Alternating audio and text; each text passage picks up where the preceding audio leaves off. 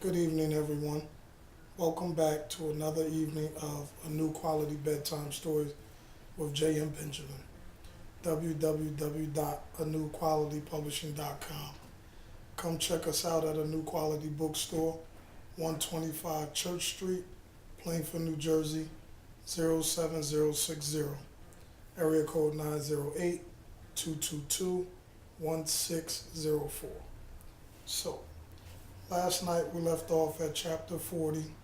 So, without further ado, I will continue the reading of my freshman novel, Down in the Dirty.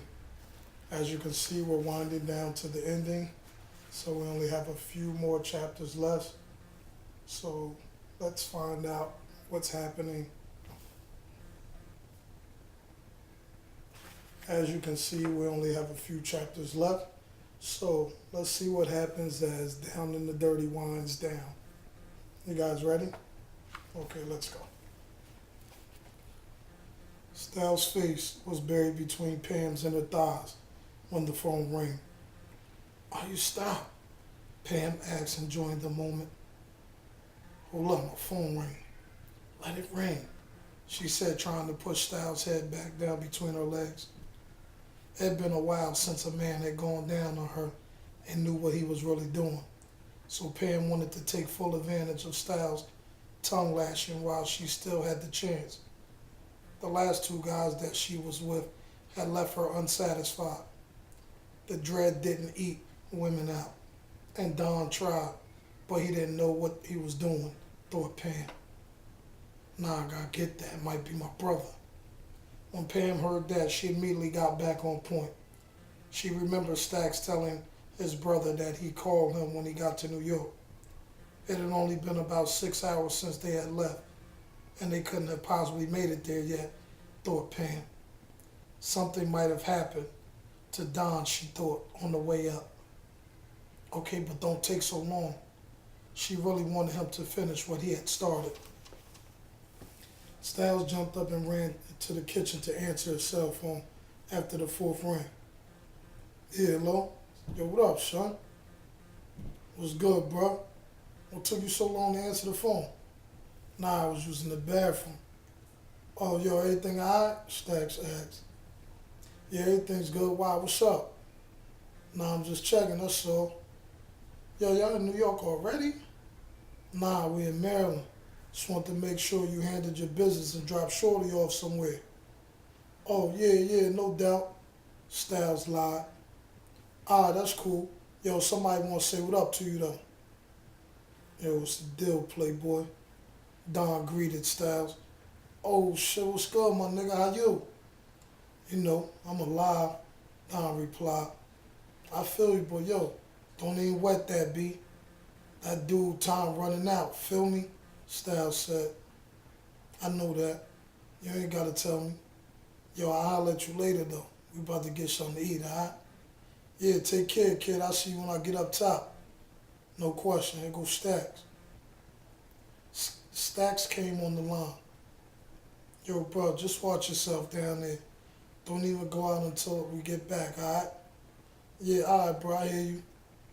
I'll catch you on the come around. One. Styles ended. One. Styles hung up and went back to finish his job with Pam. He knew he was wrong for lying to his brother, but he just couldn't resist. How many of them shits we passed already? Keisha questioned. I think that was the fourth or the fifth, Tasha answered, uncertain. Shit. Desiree, how many you count? Keisha asked. I wasn't even paying them no mind.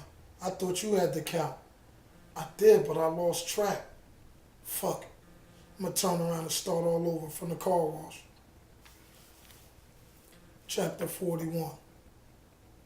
Stacks replaced his cell phone in his hip holder. Everything's good down there, V. Styles already got Shorty up out of there, so that's a done deal, huh? He said as he looked at her briefly. If you say so, Vanessa said, sounding uneasy. Stacks looked at Don through the rearview mirror, and they exchanged a quick look.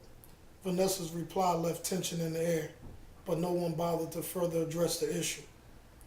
Vanessa and Stacks took Don's food order and went inside the Marylands.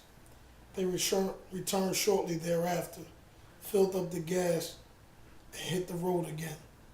Traffic flowed smoothly, and within another hour and a half, they were entering the New Jersey Turnpike. I hate this fucking turnpike.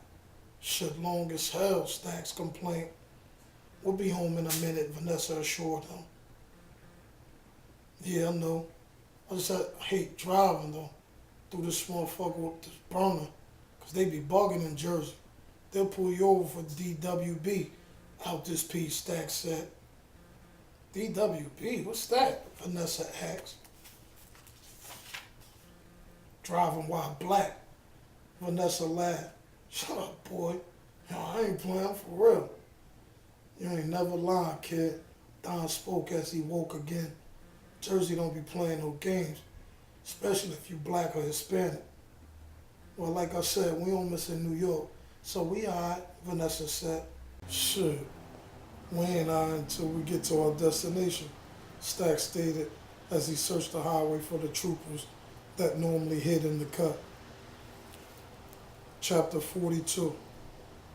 The next one coming up should be the one, Keisha said. What kind of rides Pam said to look for again? Tasha asked. A burgundy Intrepid and an SUV, Desiree had answered. There they go right there. Tasha pointed to the trailer they were pulling up to. Yeah, I see him.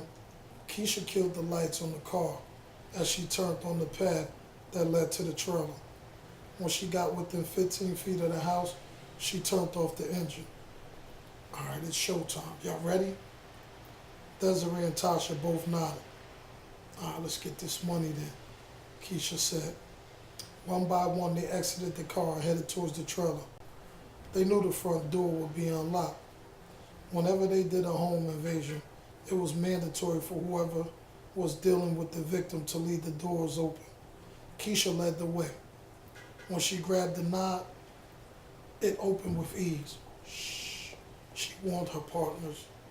She slowly cracked the door just enough to see inside. When she stuck her head in, the first thing she saw was Styles and Pam laying on the floor. Styles had just finished going down on Pam for a second time. Then they had switched positions so she could return the favor. She had given him head for what seemed like at least an hour, trying to buy enough time for her girls to arrive. She figured by the time they started sexing, Keisha and their crew would be pulling up. She took her mouth off Styles and wrapped her hand around his manhood. She climbed on top and guided him inside of her.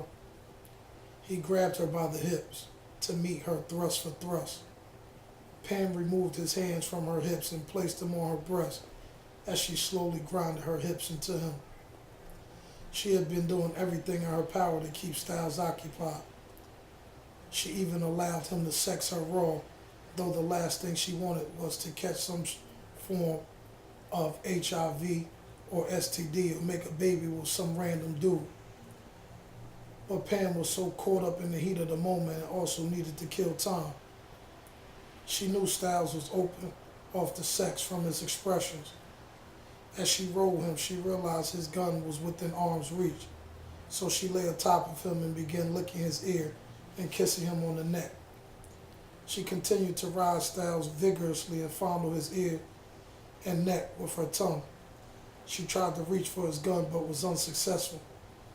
She even tried pumping him harder in order to get him to slide back, but he didn't budge. Instead, Styles met her again, stroke for stroke, giving her all he had until something broke his concentration. A light shone across his face and caused him to open his eyes. When he did, he noticed shadows behind Pam and quickly reached for his gun, but it was too late. I couldn't have robbed at a better time, Keisha thought, seeing Pam riding Styles. She knew men were most vulnerable when they were on a piece of ass. She entered the house first and waved Desiree and Tasha in. The two of them entered and stealthily closed the door behind them. They all witnessed Pam working Styles' dick like a pro. They all had their guns out, cocked and ready for whatever. They spread out, careful not to be seen or heard. But just as Desiree was moving to the right, she noticed Styles had opened his eyes and caught her movement. She froze long enough for Styles to push Pam off of him and reach for his gun. Styles came up empty-handed, and when he looked up, Pam stood there in the nude, pointing his gun dead at his head. Chapter 43. Yo, son, wake up. We here. Stacks yelled back to Don. Where we at? This ain't the projects, Don said, looking around. I know, it's Dr. T's crib, Stacks replied. Your ass need a doctor, nigga, and he the only motherfucker we could take you to without the police getting involved. You know, if we take you to the hospital, they gonna call it in. When Popo get there, they gonna ask a million questions, then lock your ass up. I already called your moms and spoke to your sister and them. They should be here already. V gonna help you in. You know I can't stay, B. I got to take care of some shit. But before we go back down, I'm gonna stop by and check on you. So yo, handle your business. And don't worry about nothing else, cause we got you, son. You know how we do. But you know it's over for you in the South. For a while anyway. Yeah, no doubt, but yo, be careful when you get back down there, alright? Don said. Always, baby boy. Stacks reached in the back seat to give Don a pound handshake. Yo, I love you, son. I love you too, kid. Don returned. Tell Moms I said hi, and I'm sorry I couldn't tell her myself. She'll understand, Don said, as Vanessa helped him out the back seat. Stacks sat in the car as he watched Vanessa assist Don into Dr. Thompson's office. They had dealt with the doctor on many occasions to avoid going to jail after being in shootouts, beefs with other blocks and boroughs, and sustaining gunshot wounds. Dr. Gary Thompson, aka Dr. T, was good people's. He was the next doctor who crossed over and tried to sell legal drugs to street people in the hood for affordable prices. Unfortunately, he got caught and lost his license. Since then, he'd been exercising his medical skills on those who couldn't take the risk of going to a real hospital. And he made good money at it. In the hood, somebody got shot or stabbed every day and just wanted to pay cash with no questions asked about where they got the money or how they acquired the injury.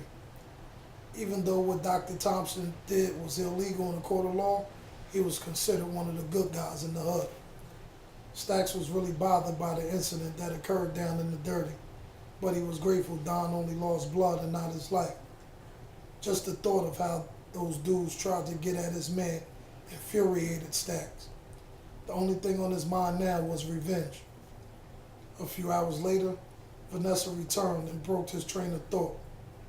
Don's mom said, hey, she loves you and she understands, Vanessa informed.